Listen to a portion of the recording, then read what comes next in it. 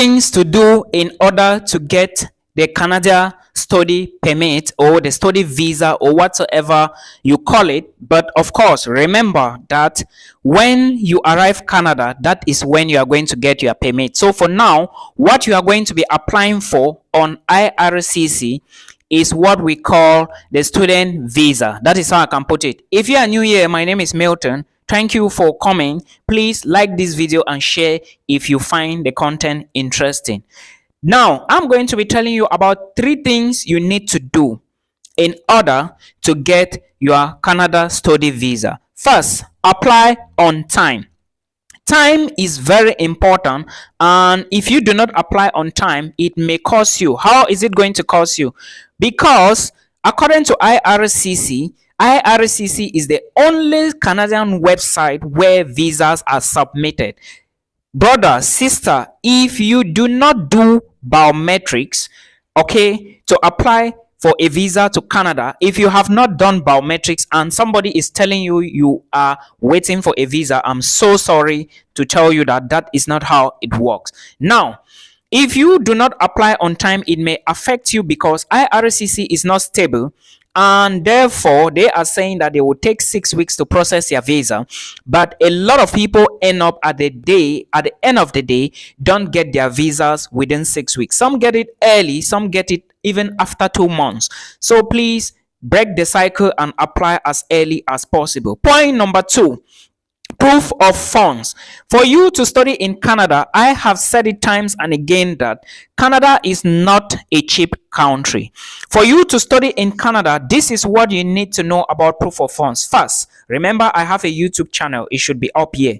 So for you to study in Canada, check more videos on this channel so that they can help you a lot. My videos are detailed. Now, proof of funds. For you to study in Canada, the government wants you to prove that 1, you have 10,000 Canadian dollars for living costs. 2, you have all your tuition fee in your bank account or your sponsor's bank account.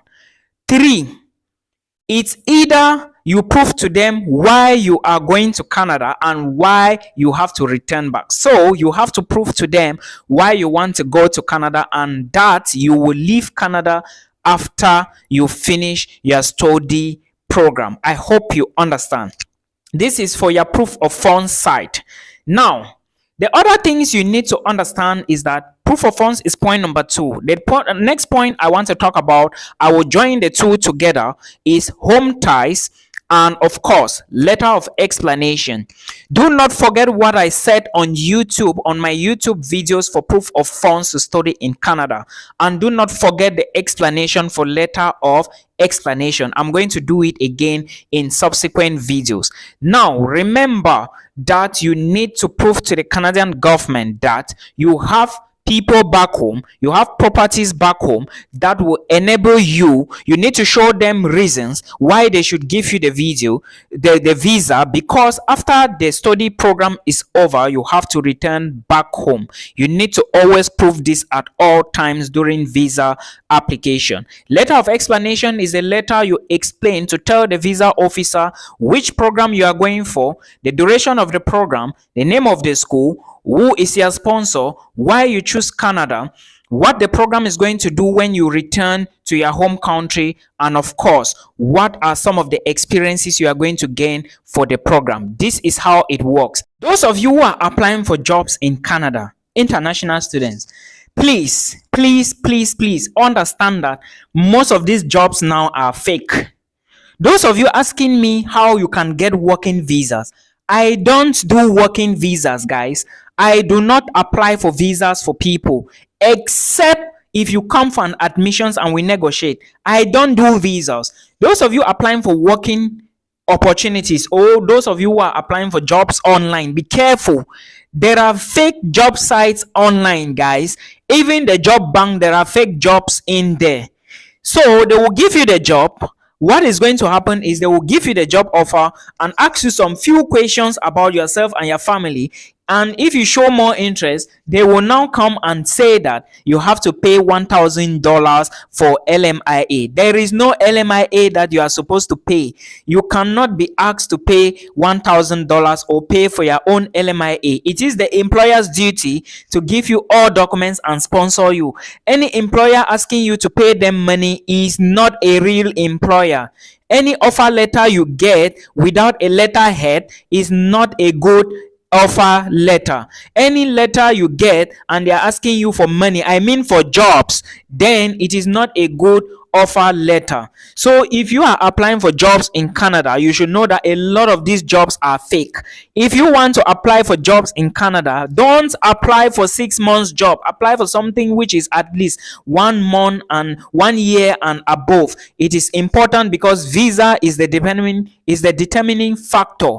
Okay, do not apply for jobs that are lesser than 1 year. This is my advice for you. And any employer asking you to pay money is fake. It's fake. I'm repeating again. I have a lot of people who wrote me and said, Milton, I got this offer. Then later on, they said they were asking me for LMIA outside of Canada is fake. You must see, I'm not even blinking about this. Canada does not hire people for certain professions that maybe nationals or citizens or maybe PR holders can fill those positions. You must prove to them that you are very, very qualified, at least advanced skilled. All right, maybe you are maybe from the healthcare section, maybe you are from the STEM areas, or maybe from the IT section. If they see that you are very well qualified, they can employ you. But for now, know that there are a lot of fake job offers. Do not send money to anybody, and don't forget that I have always said that the easiest route to travel abroad is through the education route. It is the easiest so far I have seen. So please do not fall into victims, or do not be a victim. Okay, those of you going on visitors visa, I hope that your agent told you what are the clauses that can catch a visitors visa. There are some rules that you need to go through them. Everything I've done it on my YouTube channel, so please check it up here so that you understand what you are doing. My YouTube is up here. So that is what I said I should explain to you. There are a lot of fake things now happening outside, especially with jobs, because they know that most of you are desperate. So guys, please I am back again with another video to help you relocate abroad. If you must move abroad, know that it is possible, but only when you work hard. Now, if you are moving abroad to this particular country called Finland, understand that in Finland, you are going to work and go to school 30 hours a week. Of course, Finland is a very nice country and a member of the European Union. But remember that you must pass through an entrance examination, and of course you must pass through an interview after applying for a school in Finland before you get the admissions. After you get the admissions, you will be asked to pay a tuition deposit before applying for the residence permit to Finland. Remember, everything is done on migri.fi, not the migri.fi, but the Finnish embassy's website. It is also ending with .fi something, so you can check it out. Remember that before you apply for the visa, you need to pay your first tuition deposit to your university. Guys, anybody telling you that you need 9 million to move to Finland is a big fat jig. So that is something you should pay attention to. I got somebody complaining to me that someone is asking for 9 million. Then if you must move to Finland, know that you need 4,600,000. I think that should be 4,600,000. It's equivalent to 6,720 euros in your personal bank account, because it must be in your account. Don't tell me that my auntie, my uncle, this is the law from the Finnish government. It must be in your bank account. If they have the money, let them give you to put in your account.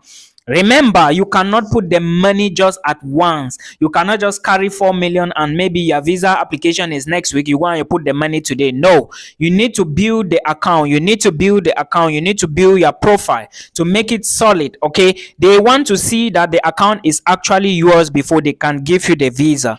Understand that for Finland, you need to show a lot of documents. Before, moving to Finland was free, but now it is not free anymore. So if you intend to move to Finland, understand that Finland is one of those countries that even if you study in Finland as an international student, you may not be doing something related to your field. Of course, nurses have an advantage, but as an adult, as a young man, you will not do. Let's assume that you graduate with business administration. For you to practice in Finland, you are going to study their language. Okay, it is not going to be easy. So if you intend to leave Finland to another country, then I would say that it is a good thing. But if you want to remain in Finland, try to learn the language and integrate with the community, else you would be doing just the jobs that will break your back. Okay, I hope you understand. So this is the information. Remember, the citizenship has changed. Permanent residency in Finland has changed. Before, there were some maybe old rules, but now there are new rules you must follow. Please put this into consideration. It is very, very important. You cannot migrate to Finland with less than 6,720 euros in your bank account.